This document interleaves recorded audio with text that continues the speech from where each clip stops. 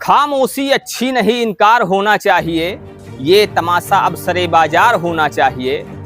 और अब वही करने लगे दीदार से आगे की बात, जो कभी कहते थे बस दीदार होना चाहिए। नमस्कार, मैं हूं शिव पांडे और आप देख रहे हैं द राजसत्ता। विकास की बातें करने वाले विकास पुरुष, जिन्होंने कभी विकास की बातें करी थी, जो कभी विकास के दावे करते थे और दूसरों पर तंज करते थे, आज उनके क्षेत्र में, उनके राज्य में, जहां पर उनकी सरकारें हैं, वहां स्थिति ऐसी बनी हुई है कि विकास लबलबा रहा है। आप देख रहे हैं कि विकास भरा हुआ है, विकास कहीं जाने का नाम ही नहीं ले रहा है। पानी इतना भर गया है कि सारे विकास के दावे यहीं पर आकर अटक गए हैं। लोग घरों से निकलने को मजबूर हो गए हैं। लोगों को पानी नहीं मिल पा रहा, लोगों को राशन नहीं मिल पा रहा है, नाव चलने की स्थिति है। और अगर ये पानी ऐसे ही रुका रहा तो महामारी तक फैल सकती है। ये वो जगह है जहां पर बड़े बड़े लोग रहते हैं। ये वो जगह है जहां पर एक बड़ी सी अस्पताल भी, हमें अपने सहयोगी से कहूंगा दिखाएं।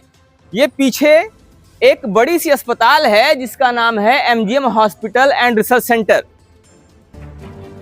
तो एक बड़ी सी हॉस्पिटल होने वाली जगह पर, जहां पर बहुत बड़े बड़े लोग भी रहते हैं, ऑफिसर्स तक रहते हैं।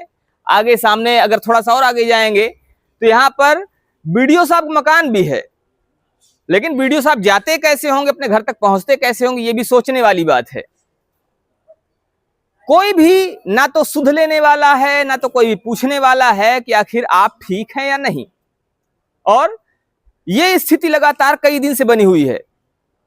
पिछले 2 दिन से जब से पानी तेज हुआ है तो स्थितियां और भी बदतर हो गई हैं।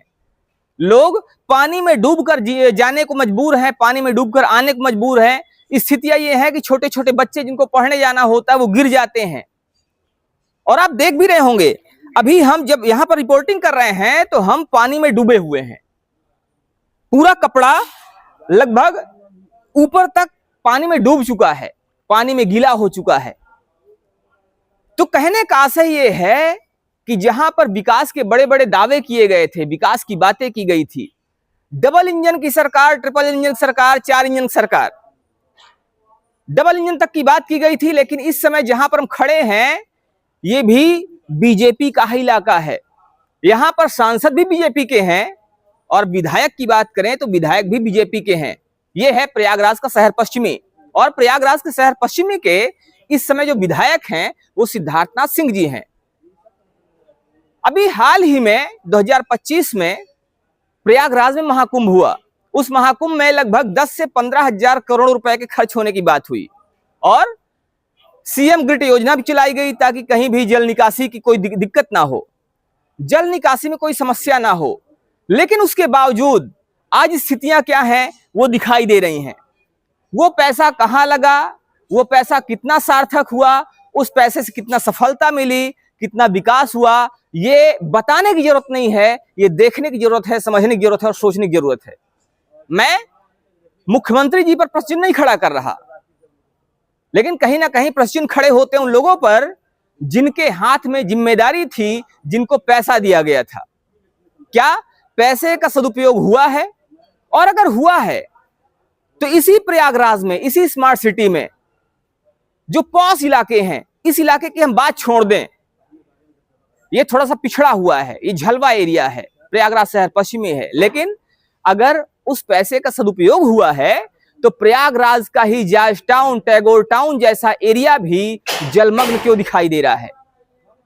ये सब चीजें अपने आप में एक बड़ा सवाल खड़ा करती हैं। और कहीं ना कहीं यहाँ की जनता भी ये बात बोल रही है, सोचने को मजबूर है कि आने वाले समय में किसको वोट दिया जाए। क्योंकि दावे करना और उस पर काम करना दोनों में फर्क होता है। जनता सिर्फ दावे और वादे नहीं चाहती है, जनता विकास चाहती है, विकास को देखना चाहती है, विकास दिखाई देना चाहिए। और यहां पर जो विकास दिखाई दे रहा है वो लोगों के गले नहीं उतर रहा है। फिलहाल इस विकास को लेकर आप क्या कहना चाहेंगे? क्योंकि ये जो जल जमाव की स्थिति है, ये कहीं एक घर के सामने नहीं है, बल्कि पूरा जो एरिया है, पूरा इलाका है, करीब 200 से 250 घर इससे प्रभावित हो रहे हैं। तो इस पर आप क्या सोचते हैं? आप भी अपनी राय जरूर दीजिएगा। बने रहिए हमारे साथ खबरों को अपडेट के लिए। जय हिंद।